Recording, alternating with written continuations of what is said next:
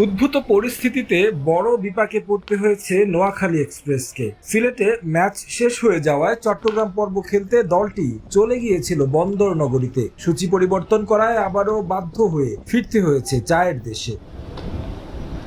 চট্টগ্রাম থেকে সিলেটে এসেও বিপাকে পড়েছিল ফ্র্যাঞ্চাইজিটি। হোটেল পাওয়া নিয়ে বিড়ম্বনা পোহাতে হয়েছে।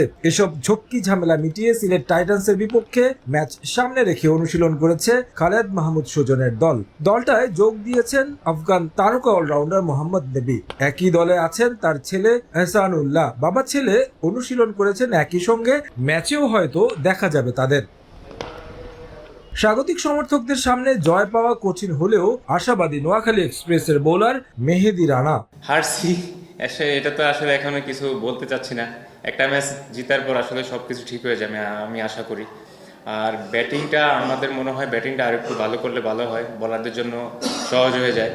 তো আমাদের দিন শেষে কিন্তু ব্যাটসম্যানরা রান করতে হবে। রান করতে পারলে আশা করি যে বলারদের জন্য ইজি হবে। সৌম্য ভাই, নই ভাই আসছে, আশা করি যে টিমটা আরও অনেক ব্যালেন্স হয়েছে আমাদের ব্যাটিং সাইড।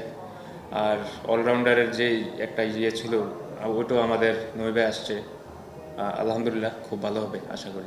এখন পর্যন্ত 3 ম্যাচ খেলে জয়ের দেখা পায়নি নবাগত দলটি। এর মাঝে দলটির ট্রেনারকে নিয়ে সন্দেহভাজন কর্মকাণ্ডের খবর প্রকাশ হয়েছে। এমন পরিস্থিতিতে দল হয়ে খেলা কতটা কঠিন ক্রিকেটারদের জন্য মানিয়ে নিতে হবে, সবকিছুর সাথে অ্যাডজাস্ট করে নিতে হবে। তো চাবো যে ওই টাইমটা যতটুকু ওভারকাম করা যায়।